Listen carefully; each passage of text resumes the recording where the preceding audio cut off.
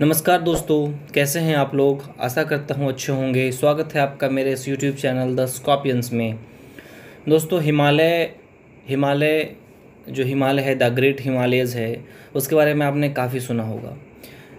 वो भारत में उसकी उपयोगिता क्यों है, इस पर मैं चर्चा कर रहा हूँ और उसको बहुत सिंपल से पॉइंट से डिस्कस करूँगा। थोड़ा गौर से सुनिएगा। देखिए, हिमालय एक अपने आप में अद्भुत है। पहले इसके वजह से भारत में, पता है, भारत का नॉर्थ इंडिया जो है, भारत का उत्तर भारत, उसकी जो भूमि है वो उपजाऊ है। हिमालय की वजह से पर्वत का निर्माण हुआ। पर्वत जो है, अब पर्वत हैं तो वहाँ बारिश होंगे, बर्फ़ जमेंगे, और जब बर्फ़ पिघलेगी तो उससे जल का निर्माण होगा, और जल का निर्माण होता है तो वो अपना रास्ता ढूंढती है। तो जल का निर्माण होगा तो या तो वो उस साइड जाएंगे, चाइना की साइड, या उधर विपरीत दिशा में, या फिर हमारी ओर आएंगे, भारत की ओर। तो जो भारत की ओर आएंगे तो वो नदियाँ अपने साथ जलोढ़ मिट्टी लेके आएंगे, और नदियों का जो मिट्टी होती है बहुत उपजाऊ मानी जाती है। वो बहुत पेड़ पौधे, जड़ी बूटियाँ, ठीक है, पोटाश, फास्फोरस, बहुत सारी महत्वपूर्ण नेचुरल उपजाऊ जो कंपोनेंट्स है उसको लेके आती है। तो जिससे आप मान लो गंगा नदी गंगोत्री से निकलती है, तो कहीं ना कहीं वो ऊंचे क्षेत्र हैं, तो वही इसी कारण तो निकलती है ना। यमुनोत्री, जो आपका ब्रह्मपुत्र नदी है, जो सांगपो है, वो तिब्बत से निकलती है। तो हिमालय का निर्माण हुआ उसी की बदौलत, तिब्बत का भी निर्माण हुआ। जब पहाड़ निर्माण होते हैं ना, तो जो आधार जो होता है, नीचे का जो आधार जब निर्मित होता है, तो उसके वजह से जो तिब्बत है उसमें भी ऊंचाई होने लगी। तिब्बत विश्व का सबसे ऊंचा पठार माना जाता है दोस्तों। उसे रूफ ऑफ द वर्ल्ड भी कहते हैं। मतलब समझिए कि विश्व की छत आप इसे कह सकते हैं। तो इसका ये एक फ़ायदा हुआ कि एक अच्छी मात्रा में पवित्र जल मिलता है। आप कभी भी हिमालय से जो नदियाँ निकलती हैं, जैसे व्यास है, सिंधु है, झेलम है, रावी है, इन नदियों में जाके अगर आप नहाते हैं तो यहाँ और वहाँ की नदियों में ज़मीन आसमान का फ़र्क है। मतलब आप समझो ना कि आकाश गंगा जिसकी संकल्पना है ना शास्त्रों में, आकाश गंगा, उस उस तरह का फीलिंग आएगा आपको। तो ये एक, मतलब एक आर्थिक, क्या जल का स्रोत है, मतलब एक जो जीवन मुहैया करा रही है, या फिर कृषि का स्रोत है, उससे फिर पशुपालन, आप उसके बाद नहरों से सिंचाई, बहुत सारे फायदे मिलते हैं। दूसरा है दोस्तों, जो हिमालय पर्वत है एक बैरियर की तरह भी काम करता है। जैसे कि जो पाकिस्तान है या फिर और कंट्रीज़ है, अगर वो अटैक करना चाहेंगे ना, तो एक बैरियर, वो काफ़ी ऊंची पहाड़ियाँ हैं जिनको क्रॉस करके आने में काफ़ी समय लगता है। जैसे आप समतल मैदान है राजस्थान का, तो आप टैंक लेके चले गए, युद्ध हो गया, आर्टिलरी लेके चले गए, युद्ध हो गया, सैनिक को आपने दौड़ा दिया, मोर्चा संभाल के, युद्ध हो गया। लेकिन जो हिमालय पर्वत है दोस्तों, वहाँ पे मोर्चा संभालना काफ़ी कठिन होता है। तो जो आते हैं उनको काफ़ी सोच समझ के उन क्षेत्रों में प्रवेश करना पड़ता है। और ख़ास करके ठंडे की दिनों में तो तापमान वहाँ पे कई ऐसे क्षेत्र हैं जहाँ पे 30 से 40 डिग्री माइनस में चला जाता है, जैसे सियाचिन ग्लेशियर। तो उन क्षेत्रों में काफ़ी दुर्गम पहाड़ियाँ हैं जिनमें चढ़ना ही काफ़ी कठिन, ऊपर से अगर बर्फ़ जमा हो तो और ठंड हो जाती है। और दूसरी बात है, उसमें आपको पता ही नहीं चलेगा कि कहाँ खाई है। पैर गलत जगह चल जाने से आप नीचे की ओर जा सकते हो। ये तो दूसरा फ़ायदा हो गया, सामरिक लाभ। अब तीसरा देखिए, भौगोलिक लाभ ये है कि साइबेरिया दोस्तों रसिया में पड़ता है। साइबेरिया काफ़ी ठंडा प्रदेश है, तो वहाँ से जो हवाएं चलती है ना, इसको शीतलहर, वो हिमालय पर्वत चट्टान की तरह उसे रोक लेता है।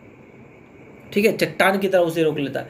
अगर वो हवाएं हिमालय पर्वत ना होती ना, तो हवाएं भारत में आ जाती। और नॉर्थ इंडिया का जो स्ट्रक्चर होता ना, और उसकी भौगोलिक जो स्थिति होती, वो अलग होती।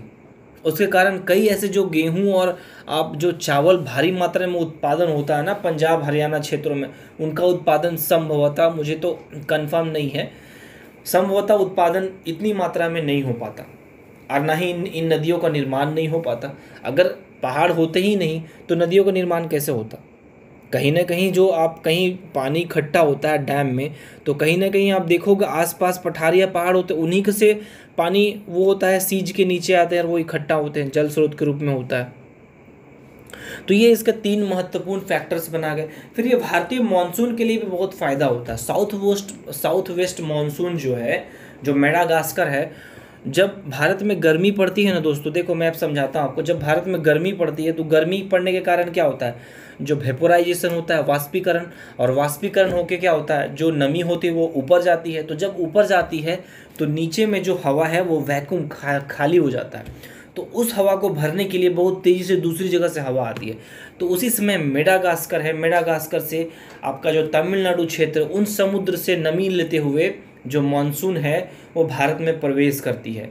और उससे फिर गर्मी की, जैसे आप देखोगे जून के बाद होता है, जून के बाद मौसम प्रवेश करने लगता है। आप नोटिस करोगे कभी भी आप बहुत तेज़ गर्मी हो रही, बहुत तेज़ आपको उमस ह्यूमिडिटी महसूस हो रही है, तो आप देख लेना उसमें बारिश होती है। क्योंकि वो ज़्यादा हीट होगा, हीट होके वेपोराइजेशन होके भाप बन के ऊपर जाएगा, फिर वो बादल का निर्माण होता है, फिर वो बारिश होती है। तो ये एक तो हिमालय क्या करता है, वो इसमें भी बैरियर की तरह, तो जो मानसून जाता है हिमालय से टकराकर वो भारत में ही हो जाता है, जिसके कारण उत्तर भारत में पंजाब, यूपी, बिहार और ये इन क्षेत्रों में काफ़ी अच्छी मात्रा में, झारखंड काफ़ी अच्छी मात्रा में बारिश होती है।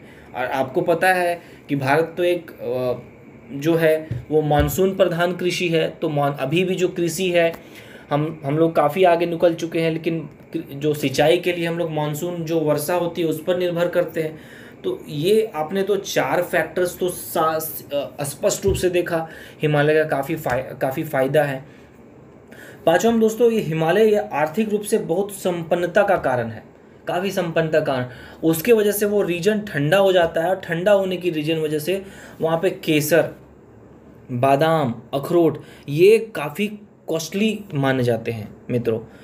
केसर की 1 ग्राम की कीमत, जो ओरिजिनल होता है केसर, उसकी कीमत होती है लगभग 300 रुपये। तो 10 ग्राम की कीमत कितनी हो गई, 3000 रुपये।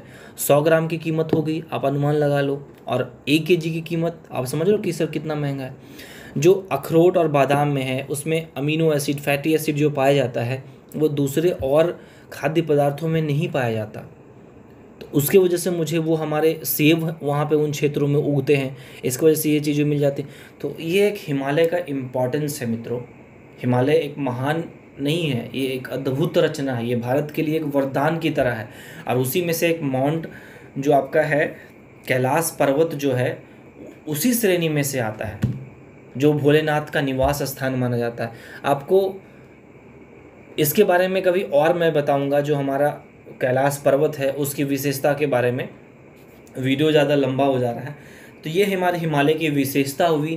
तो बहुत लोगों को दोस्तों बस हिमालय सुना होता है, उनको कुछ पता ही नहीं होता इनके बारे में, या जानकारी नहीं होती, उनको कभी कॉलेज या स्कूल जाने का सुअवसर नहीं मिलता। इसीलिए इस वीडियो को शेयर करें, शायद उनको कुछ इससे सीखने के लिए मिल जाए। वीडियो पसंद आए तो please like, share and subscribe करें। Thank you.